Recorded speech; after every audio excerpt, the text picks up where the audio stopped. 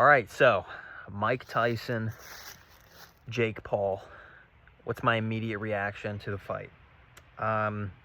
So clearly, it was pretty rough to watch. Extremely rough to watch. Probably the hardest fight I've ever had to watch. Definitely something was up with Mike.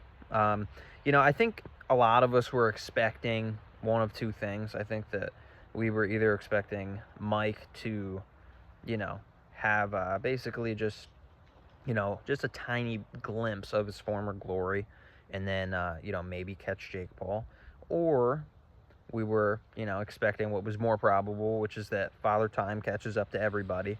Everybody knows this. But even then, I mean, when I saw Mike fight Roy Jones in 2020, he looked much more mobile in his legs in particular. He was moving and closing the distance fast, and he was hitting Roy with hard punches. And when I saw Mike last night, pretty much, well, there were some clips in the lead up to the fight that made me think this as well, but I still wasn't sure. But after the first 30 seconds of the fight, I immediately knew something was wrong. His legs were completely gone, and then they pan the camera out wide, and you see that he has a knee brace on. So I think that what happened is if you go back, I don't know, maybe to, I think it was Mike's fight with Orlin Norris. Mike hurts his knee in that fight, and a very similar thing happened where basically after Mike hurt his knee in that fight, he twisted his knee funny. He basically fought exactly how he fought Jake Paul last night, from what I remember. I'd have to have the fight pulled up. But basically, he twisted his knee. He couldn't move anymore, and he just stayed from, outside just slipping. And he wasn't able to move. Now, it wasn't as bad last night as it was in that fight, from what I remember. But even then, a similar thing happened. I think it was probably that same residual injury that he got, all those years ago. I'm pretty sure it's the same knee. But, yeah, he was just standing on the outside. And I don't know. I've never once in all of Mike's fights, and I've been studying Mike my entire life, I've never once seen him just stand on the outside like that and not move in and fight. And another thing that he did that was indicative of this is he would stand still, and then his legs would lock up and they would seize up, and then he would jump and he would start hopping around.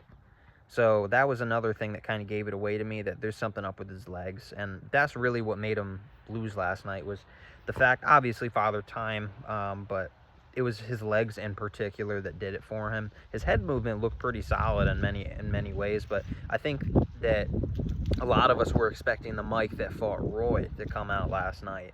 And that's why we were like, okay, he's got a puncher's chance. But, yeah, I mean, what we saw last night was just extremely sad. Netflix, they dropped the ball too. The servers were shitty. And then, obviously, the commentating was a joke. Other than Roy and Andre Ward, obviously. And the other girl there was pretty nice too. But Roy was saying the same thing during the actual fight itself. He was saying, yeah, Mike's legs are gone. He didn't look like this. He wasn't doing a whole lot of this when we fought. He was saying that. He said something like that. But either way, you got to respect Mike because he's challenging himself at 60 years old. That being said, I think that he shouldn't fight anymore. At the end of the fight, he said, yeah, I'll probably do another one.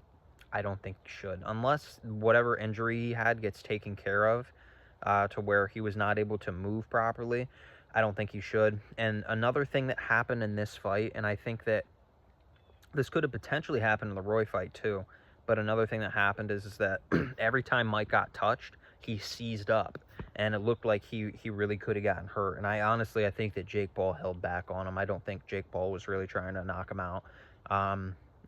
Indicative of the last round where he literally bowed and they stopped fighting. It's very uncharacteristic of Mike to do that, because we all know and see him, and we watched him, and growing up, and we saw him as a warrior. That's not indicative of his old self, where he kind of just stops the fight, and then as Jake's hand is getting raised, he goes to shake his hand and everything.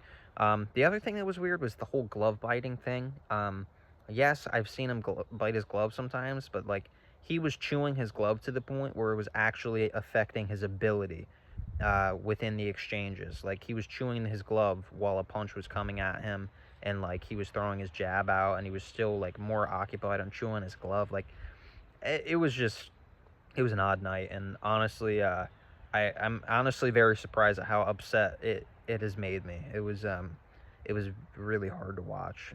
Mike is the reason that I'm a trainer at Cuss's gym. I studied him my entire childhood. I read all of his autobiographies. I read all the books that Cuss had him read. I've obviously met the people that were in his life. I've obviously watched all of his fights a dozen times each. And yeah, I really was a student of this guy growing up because I wanted to understand what made him so successful. But that being said, regardless of the fact that this isn't how we wanted to see him go out, it's still impressive that a man almost 60 years old can go in there with a 20-year-old and just move around even like that. Then again, I don't think he was at his fullest. Whether that was purely because of age or an injury or a mixture of both, I don't know. That being said, I don't want to see him fight again. I think this is it for him. But I would be curious to hear what you guys think in the comments. George thinks that it's all scripted. George, the other trainer at our gym, he thinks it's just fake.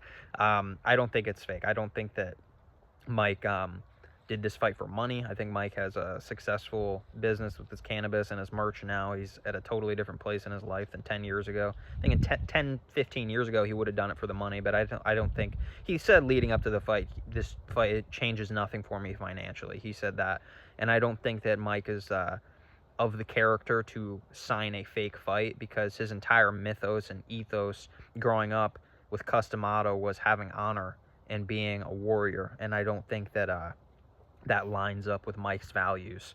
I think that Cuss would kill him if he knew that Mike signed a fake fight deal. That goes against everything that Cuss, his mentor and his father, stood for, and I don't think he would do that. But George thinks it's fake. I don't know.